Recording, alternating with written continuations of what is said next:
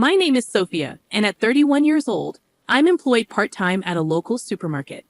As November unfolds, the pace picks up, signaling the approach of the year's end. Manager, I need to discuss taking some time off for Christmas. Would that be possible? I inquire. Quite unusual for you to request time off, Sophia, the manager remarks. Well, my husband and I are considering spending Christmas at his parents' place this year. I'll need the 24th and 25th off, I explain. Oh, I see. That's perfectly fine. You've been a dedicated worker, Sophia. Your help is much appreciated, the manager responds. Isn't your husband's family quite a distance away? You're local, right? The manager asks. Yes, I'm from the neighboring town, but my husband hails from Boston, I confirm. Boston, that's quite the journey, the manager observes. It is, unfortunately. Due to circumstances, we haven't had the chance to introduce Alexander yet, I explain. I understand now. You definitely should go and visit. Family comes first, the manager nods. Thank you. I really appreciate your understanding. I express my gratitude. Alexander is my son, now 2 years old, and he's currently enrolled in a childcare center. When he was born, certain societal issues made it challenging to introduce him to our extended family, and we haven't found the right moment since. But things have started to settle down recently, and Christmas seemed like the perfect opportunity. My husband, Lucas, works as a medical technician at a hospital, so getting time off has been tricky, which is why we're particularly eager to make this trip happen. Think you'll be able to swing some time off for Christmas? Lucas asks as we sit down for a late dinner once Alexander is fast asleep. Yeah, it should be good. And you? I respond. Yeah, I got the green light from my manager, I assure him. Later that evening, Lucas brings up a call from his dad that he missed on his way home. My dad always calls with news. Mom's more on the quiet side. She usually leaves the communication to him, he remarks. True, your dad's always so upbeat. Remember when we first told him about our marriage? He was so welcoming and chatty. Your mom's more reserved, though, I reflect. I hope this visit helps us connect more with her. Lucas dials his dad back. Hey, Dad, what's up? Got it, I'll talk to Sophie about it. Okay, sure thing. Hanging up, he turns to me. Dad's really looking forward to meeting Alexander. He can't stop talking about it. And he said if there's anything you need, just let him know. I wonder how things will go once we're there, but it's good they're excited. My parents also insisted we go this year, saying it's time to introduce Alexander. But you do like your parents too, don't you? I ask Lucas. We're both navigating the same waters, aren't we? He responds. Finally, the day we've been anticipating, our return to Lucas's family home, arrives. Pulling up on Christmas morning after a 4-hour drive, we're greeted by the sight of Lucas's house just before noon. I notice my sister-in-law's family's car parked, indicating their early arrival. Merry Christmas. We announce upon entering, met with father-in-law's warm smile. Good drive? Take it easy today, he advises, holding Ava, my niece, in his arms. Ava, you've gotten so big, I remark. I'm 6 now, she proudly announces. Wow, already in elementary school, I reply. Look, there's Alexander, she says, stepping down to greet him. Their exchange of smiles is adorable. Come on in. Father-in-law welcomes us into the house. In the living room, we find sister-in-law Isabella and her husband. Isabella's husband offers a smile, but Isabella's expression remains neutral as she greets us. Merry Christmas, he says, while Isabella stays silent. Feeling a tad uncomfortable, I brush it off when Lucas enters, exchanging Christmas greetings with them. Henry, Isabella, Merry Christmas, he says. Isabella's demeanor changes instantly as she engages with us, though I can't shake the feeling of being ignored. But neither Lucas nor Isabella's husband seems to notice. Maybe I'm just imagining things. I reassure myself, taking a seat in the living room. Lucas, could you watch Alexander for a moment? I'll lend a hand to mother-in-law in the kitchen, I suggest. I'm fine, really, he insists. It's important to pitch in when we can. I insist, leaving Alexander in Lucas' care before heading to the kitchen. Isabella still doesn't acknowledge me as I pass her, but I decide not to dwell on it. In the kitchen, I find mother-in-law and greet her with a cheerful Merry Christmas. Offering to help, I'm taken aback when she glares at me and gruffly tells me I'm in the way. Confused, I watch her leave for the living room, where I can hear her greeting Lucas with warmth, seemingly oblivious to our earlier interaction. What's happening here? First, with my sister-in-law, and now my mother-in-law? Have I somehow offended them? I can't think of anything I might have done wrong. Lucas and I have been married for 4 years, and it's been 2 since Alexander was born. But during this time, we haven't really had much interaction, not even over the phone. What could be the issue? I'm at a loss. Maybe I'm overthinking it. We were planning to leave later that day, so I decided to wait until we had a chance to talk to Lucas about it. For now, I try to push it out of my mind. Returning to the living room and taking Alexander from Lucas, father-in-law presents him with an envelope. Here you go, Alexander. A little something for you. Alexander's face lights up with joy as he receives the gift. Sophia, did you hear that? Alexander just thanked me. Such a clever boy. Father-in-law beams with pride. But what strikes me is the strange weight in my hand as I hold the envelope. Why does it feel so heavy? I wonder aloud, noticing the peculiar grins exchanged between my mother-in-law and sister-in-law as soon as Alexander receives the envelope. When my father-in-law handed me the envelope the day before, I hadn't sensed anything unusual, but now I couldn't help but wonder, could he have really slipped $100 in here? Is that even appropriate? I decided to attribute it to my parents' doting affection for Alexander. With our home just a 30-minute drive away, we had lunch and then set off after giving Alexander a bath and tucking him into bed. Curious about the contents of the envelope, I peeked inside.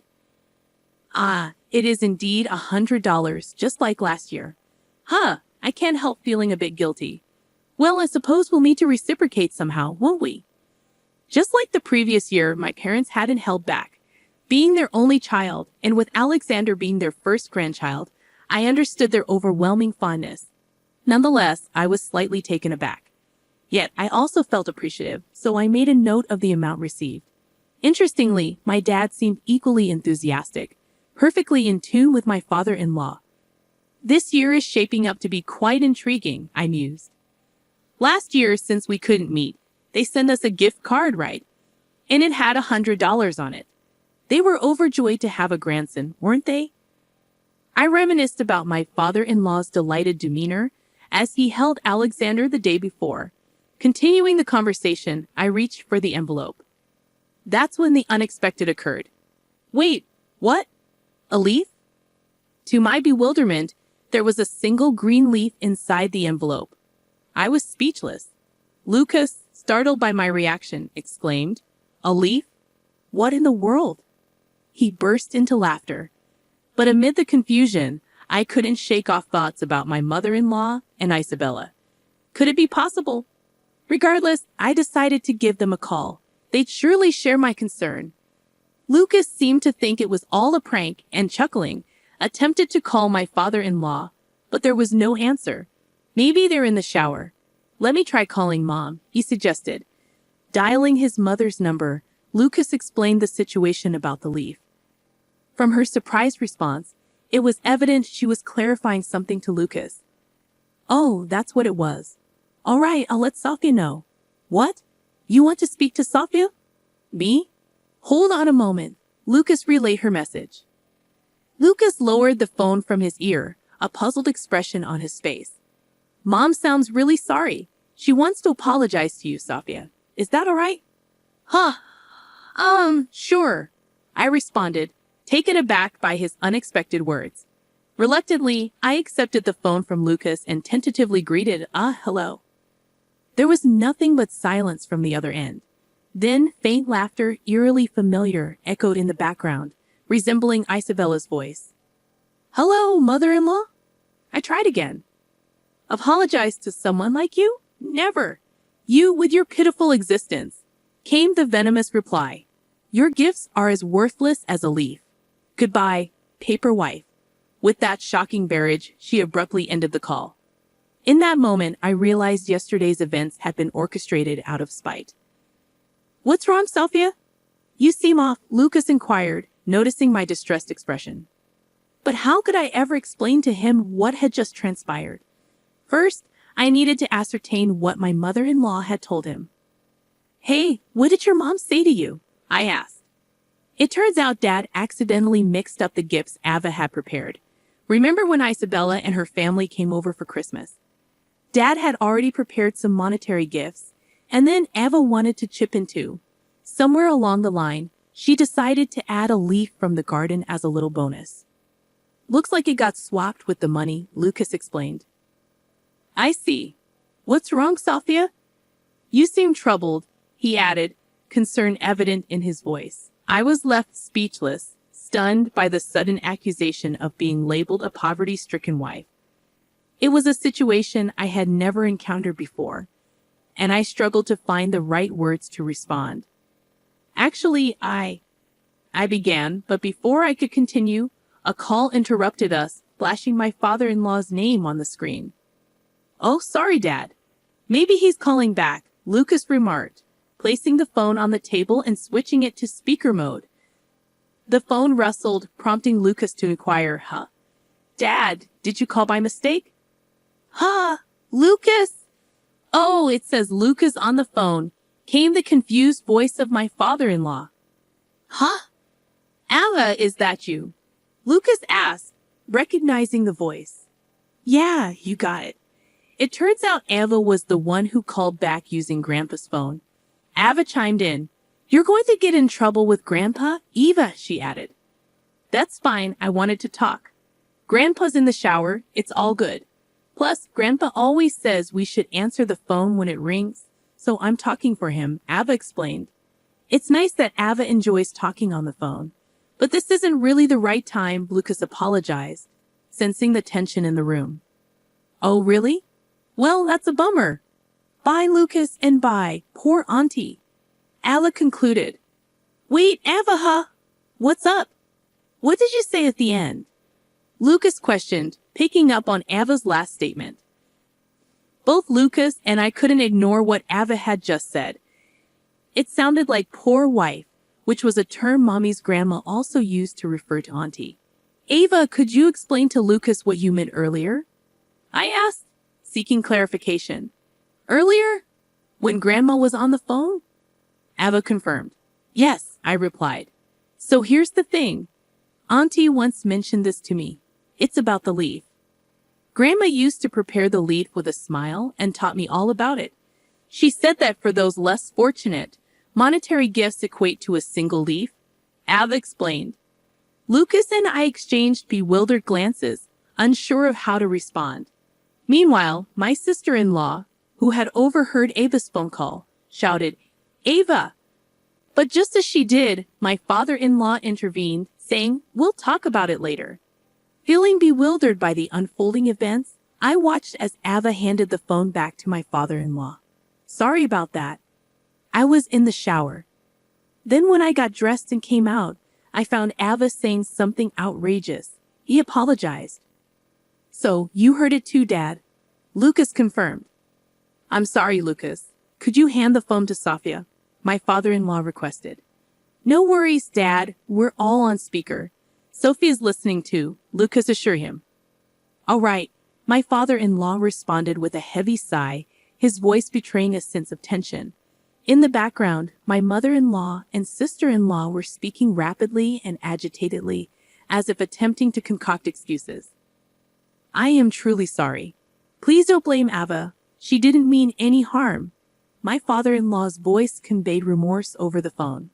"No, it's all right. We don't hold Ava responsible. Thank you for letting us know. I'll address this issue further. Isabella is here too. We'll discuss this with her," I reassure him.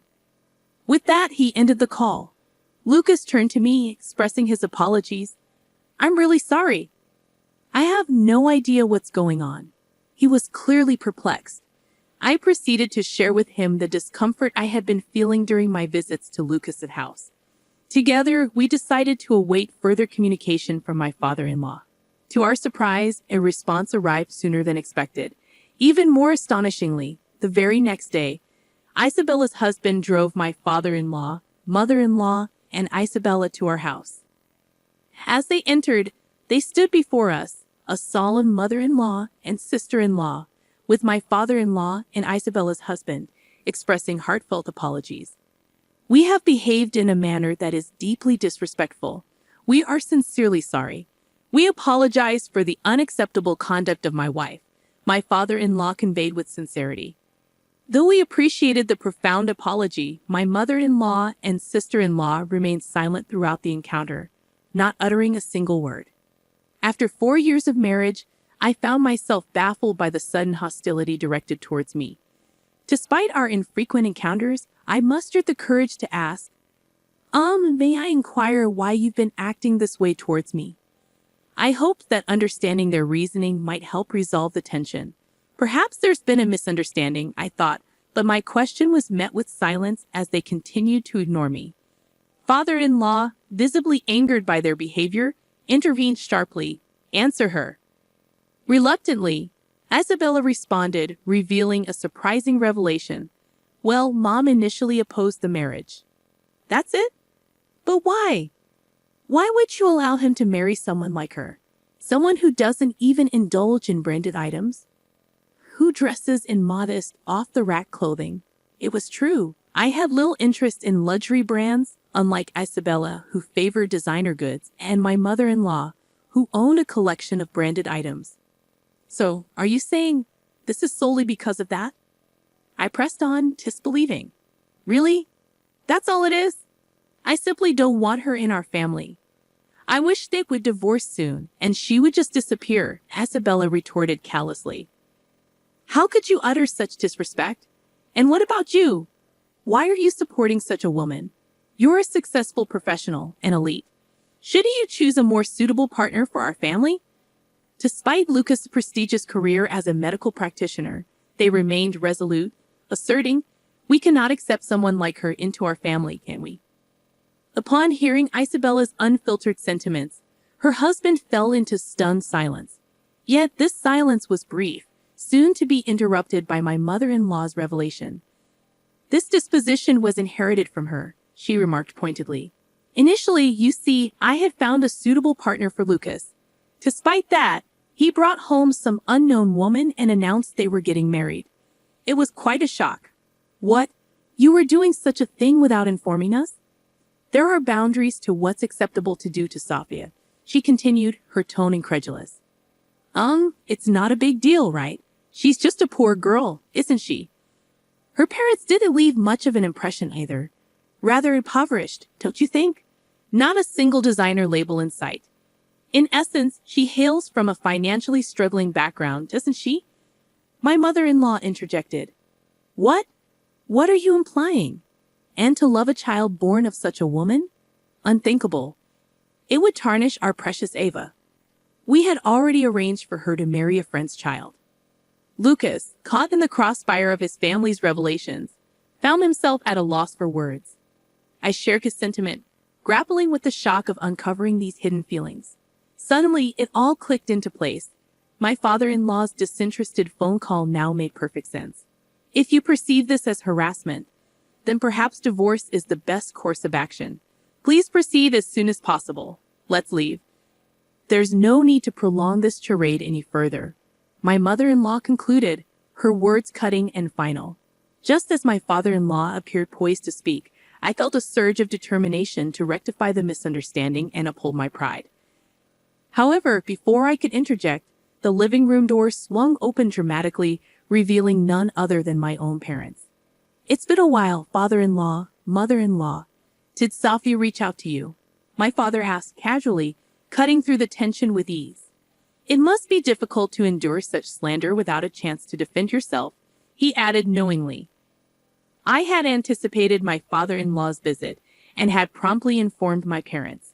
Apparently, they had overheard some of my mother-in-law's derogatory remarks from outside the door.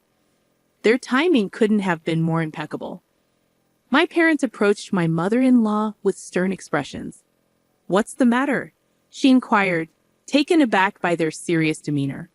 Without a word, My parents retrieved their business cards from their breast pockets and extended them towards my mother-in-law, their actions silently conveying, "Take a look." To my amusement, Isabella took the bait, seizing the opportunity to grab the business card and unleash a torrent of insults. Arrogance oozing from a person of humble means. "You aren't even adorned in designer labels today, and your attire reeks of mass production," she exclaimed indignantly. As she examined the card, my mother startled, and even my mother-in-law glanced at it with interest. "You two are executives at Ballet Clos?" My mother-in-law read aloud, her tone betraying a hint of surprise. "Yes, my husband and I founded the company together. He holds an executive position at the headquarters, and I oversee planning. Our daughter stepped down after her marriage, as you're aware," my mother explained confidently. "Both of my parents currently hold positions at the headquarters of Ballet Clos, a renowned low-cost apparel brand. Even after I graduated from college, I continued to work there." Although I had discussed my background with my father-in-law and mother-in-law prior to our marriage, my parents had never fully disclosed their professional status. "So she could return to work whenever she chooses, right?" my father-in-law exclaimed in astonishment. "That's incredible. You're employed at such a prestigious fashion brand's corporate headquarters. So what exactly do you mean by calling us poor? Implying that my grandchild is the offspring of a destitute wife. Is it justifiable to harass us simply because you oppose the marriage?" I interjected, my frustration palpable. "It isn't. We sincerely apologize," my mother-in-law interjected. But it was evident that this apology stemmed solely from my parents' esteemed job positions. Clearly, the situation had escalated beyond the point where a mere apology could rectify matters. Henry, visibly disappointed, interjected, "I thought it was a good idea to entrust Ava to my parents' care, but with this? I'll take you back, but once we're there, we're going our separate ways," Henry declared firmly. What do you mean?" I responded, taken aback by his sudden resolve.